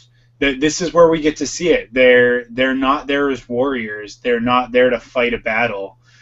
It is the least Clone Wars episode of the entire series. Evil plans. Okay, well, sure. But I'm saying, like, within the good episodes, it's the least Clone Wars of any episode. But it is still very Star Wars. And it gives us that awesome insight into what they're fighting for. This is what the Jedi lose by becoming part of the Republic Army and becoming part of the Clone Wars. So it's a bittersweet sort of thing. It's kind of a heartbreaking episode for me because you get to see Anakin and Obi-Wan as friends. You get to see them sort of doing what they do best or what they used to do best, and you get to see C-3PO and R2-D2. You get the cool diplomacy of it. It's almost a political episode, but not really. The Narglatch are an awesome creature, which no good Star Wars story is complete without at least one awesome creature being thrown in there. so it's kind of got all those elements: the speeder bikes, the snow, the weather, the sort of. And as I talked about, it is a self-contained singular episode. It doesn't tie into anything else. We definitely see characters return later on, and there is a story that takes place before it, but we never really know what that is with the clone outpost and the battle droid outpost. But it is a self-contained story. It has a beginning, a middle, and an end, all in 22 minutes. And you can, when I got my series box set, and I sort of fired that up on my big screen TV. Really, the one, and also when I first got my big screen TV, the first episode that I always reach for is it's always Trespass. When I want to see just how great the Clone Wars is, that's one of the ones that I go to, and it's something because it is season 1. They don't have all of the luxury of the assets that they've created for the rest of the series. They don't have the experience from the creating the rest of the series that an episode like Lawless is made possible through. They were still cutting their teeth. It was still new, and yet it stands the test. You can go back and you can watch it, and it's just as good today as it was when it first aired. So it really it stands out for me, and it'll always be that number 1 spot. It's obviously, now that the series is over, that's highly unlikely to change. So yeah, that's my number 1, and that's our top 5s. So that's our top 5 for the series. We've lost Matt for the time being. I'm sure he'll pop back in here at some point. So in the meantime, I'm just going to read an email really quick. This one's from Ben Kritzman. He says, "Dear Mike and Matt, holy crap, I can't believe it's all over. I was a relative latecomer to Frontlines, but loved it instantly when I started listening. You guys have always been the best, most comprehensive Clone Wars podcast out there, so thank you for that. Thank you for all the continued work you two have put into the podcast and website. Shout out to Tim Gerasi, I think, so yes, you're right, who helps with that. To try and keep this brief for the live show, my overall thoughts on Season 6 are that of satisfaction, wild excitement, and sheer enjoyment. I do wish we would have gotten a full season, but what we got was just as good. My top 5 episodes for the series overall, and this was horribly difficult to organize due to so many great episodes, are number 5, Rookies, number 4, ARC Troopers, number 3, Darkness on Umbara, number 2, Eminence, and number 1, The Wrong Jedi. I would also like to throw in Orders from Season 6 in as an honorable mention, mostly because of what happens to 5s, but also because Season 6 was a great send-off to the series. If this was a top 5 episode arcs, then it might have been slightly easier. But more than anything, it motivates me to go back and rewatch all those great episodes. Thank you again for everything. I see you guys, Starside. And that's from Benjamin. So thank you, Ben. He's also a loyal listener over at the Quiver podcast, Quiver the Green Arrow podcast, my podcast dedicated to Arrow. So thank you for sending that email in. We still don't have Matt. He's still not back? No. Okay. I've got here's another email from a friend. This is from Curtis Finley. My co-host over on the Pullbox podcast, and he says, "Hey guys, I've never listened to an episode of your show, and I've only seen part of the first season of Clone Wars, and don't remember any of it. But I wanted to say hi to Mike. Hi." Thanks, Curtis. Thanks for that. We also got Matt's back. I don't know. I think you might have gotten taken out by a Mandalorian. You guys hear me okay? Yeah. Yep. I just wanted to read this tweet that we just got from Kelly McCarthy at kelly.song. And she says, "Loving this episode. Sad it's the last one." You know what? You don't have to be sad, because although this might be the last episode of Frontlines, This is not the last episode. Really, because Matt and I were already full steam ahead over at rebelspodcast.com. So, if you're crying and just emotionally just drained and destroyed because this is the end of Frontlines, the Clone Wars podcast, which, like, but for all intents and purposes, I should be an emotional wreck. This has been 6 years of my life. And obviously I wouldn't have all of the friends that I'm talking to right now if it weren't for this podcast. But you know what? There's no need, because we're not stopping. Why would we stop? As many Star Wars characters would say, this is where the fun begins. So we're not done yet. We still got many years ahead of us as we gear up for the Rebels podcast and Star Wars Rebels on Disney XD. But before we close out this episode, there is one last email that I wanted to read, and I saved this one for last. And no offense to anybody else who sent in an email, but I wanted to save the best for last. And this one's from Jason Hunt, our good friend. And he says, first of all, I just want to congratulate you guys on an awesome run as one of the best Clone Wars podcasts I had the opportunity to listen to. I'm just glad I had the opportunity to be part of the show in the small way I was. I wouldn't say it's small. Jason's on almost as many episodes as Matt and I, because he is the voice of our intro music. So. That's right. I don't know if I ever told you that Frontlines was the very first podcast I ever listened to. I jumped on right at the beginning and have been privileged to go on this exciting ride through to its completion. Listening to Mike and Matt is what caused me to catch the podcasting bug. So directly or indirectly, Frontlines is responsible for the existence of the Wampa's Lair podcast. Thanks once more for your fun, insightful, and consistent coverage of the Clone Wars, and I can't wait to see what y'all are able to do with the Rebels podcast. So thank you, Jason, for being one of our most loyal listeners over the years, and also for being an awesome friend.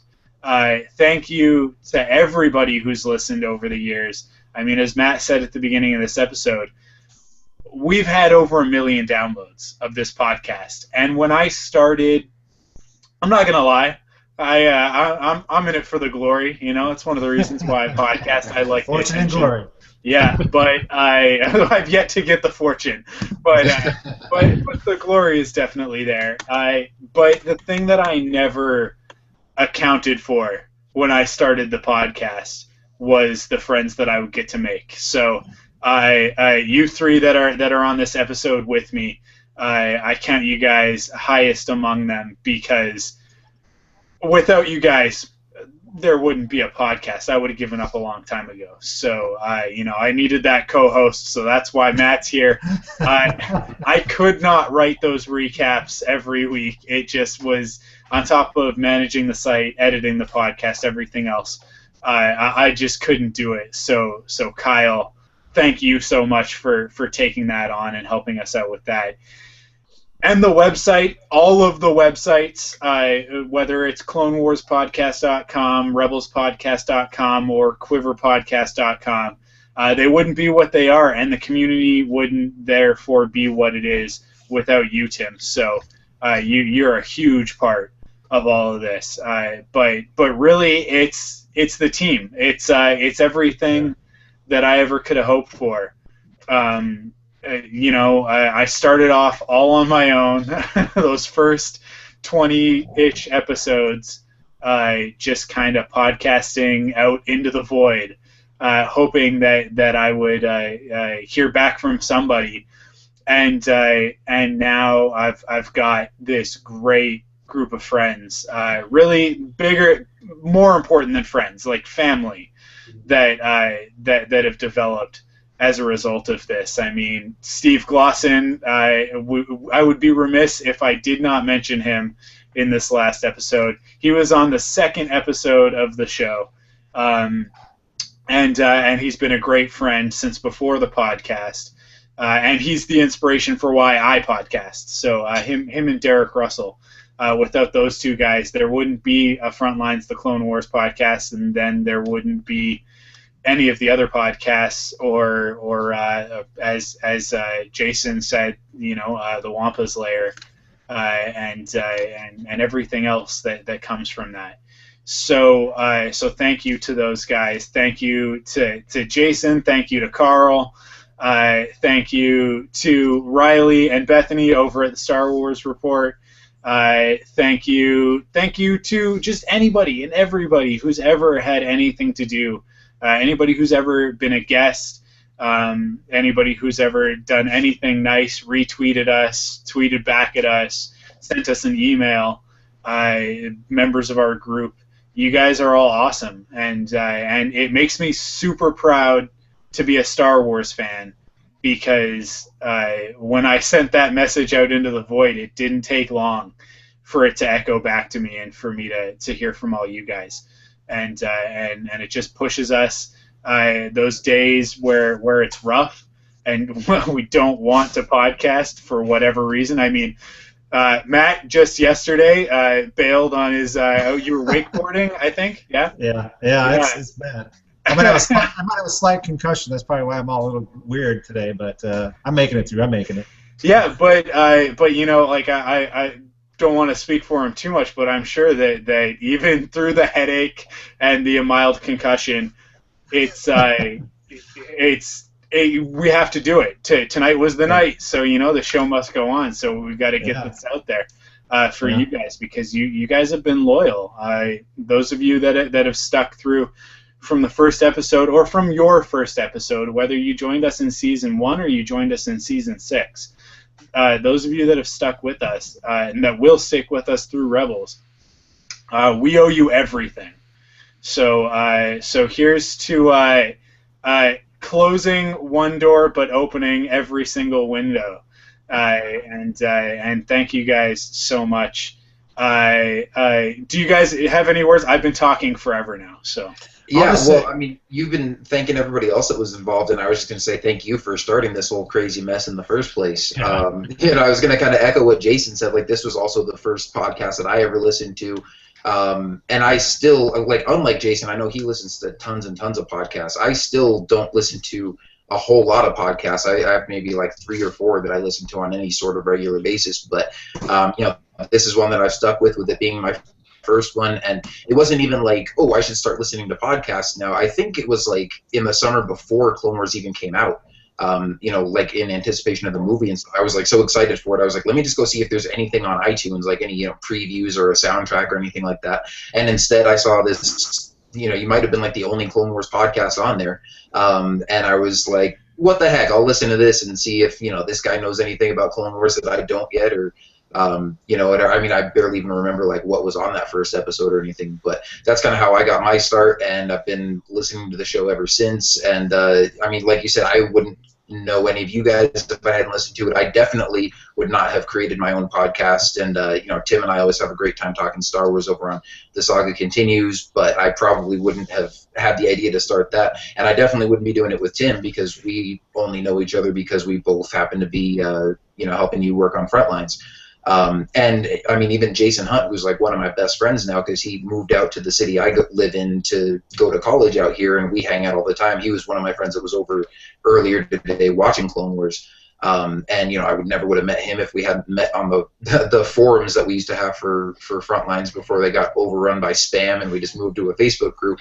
But I mean, yeah, I just a lot of fun memories of listening to the show and meeting a lot of people through the show, and certainly wouldn't have been able to go to Celebration 6 either without getting a media pass through working with you guys. So yeah, it's been a lot of fun and a great opportunity. So I've been happy to play my part in it.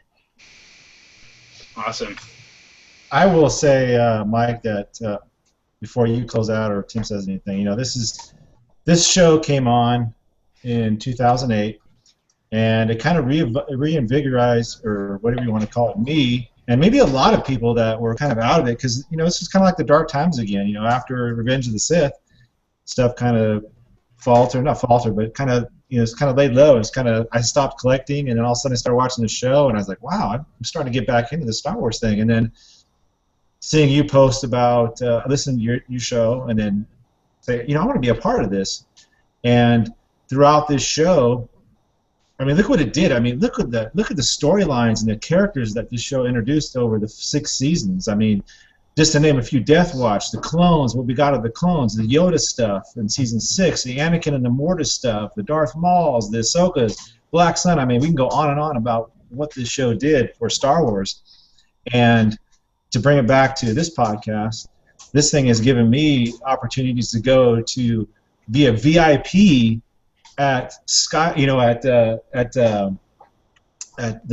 Lucasfilm Digital Arts Center. I mean, I was, dead center watching a Clone Wars episode with George Lucas 3 or 4 rows behind me, and I got to meet, voice actors Ashley, Steven Stanton, James Arnold Taylor. I got to interview them all through this podcast, And then some of the people that have helped us throughout the years, you said it, Mike, and I had written some down here just to name a few: Jason, Kyle, Tim, Carl, Steve, Chris, and anybody else that I forgot. Anybody that's emailed in or listened to the show, especially Kyle and Tim, who've helped a lot with the podcast and filled in for us. When you said, Mike, in those days when we're just like, oh man, I got too much going on, or this is going on, family's going on, and they stepped in and helped us out. So. And then, of course, you, Mike, for giving me a chance, and I wanted to get that opportunity to talk about the Star Wars. And I've already started another podcast. Like you said, I think we were doing Rebels podcast. And you're not a podcaster, so you got 2 now, right? Yeah. So we got to get Kyle on another one, but we'll work on that. But no, it just reinvigorized myself to Star Wars, and it got me back into it.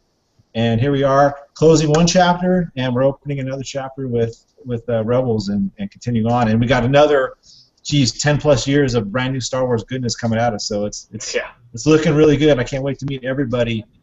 April, Celebration 7. So yeah. There you go. Tim, anything else before Mike wraps it up?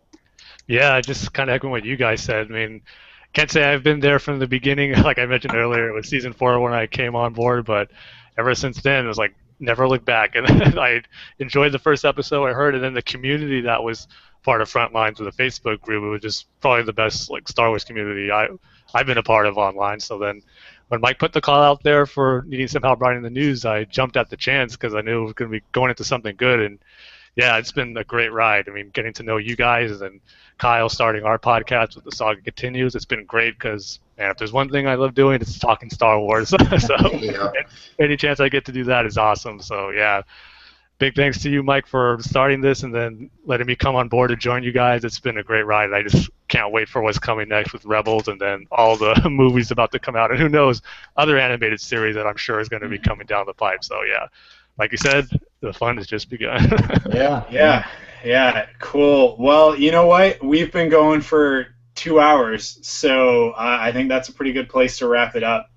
Thank you, everybody, especially our 5 or so people that have been watching live tonight. We really appreciate that. It's not quite the numbers that Quiver pulls in, but, that's okay. But what we lack in numbers, we make up for in dedication. So I thank you guys for watching. Thank you, everybody who's listening to this as a podcast, because the audio will go out as a regular podcast. And thank you to everybody who's listened over the years. It's been a fun ride, and maybe it's dawning on me now. It's a little bit sad to wrap it up. I don't really want to, but you know what? It's that time.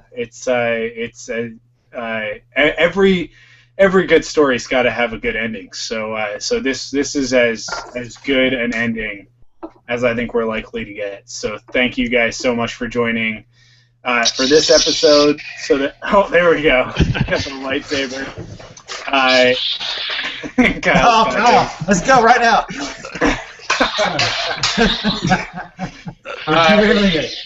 You guys can. We did this on our last live show too. Yeah. I think you had a green one last time.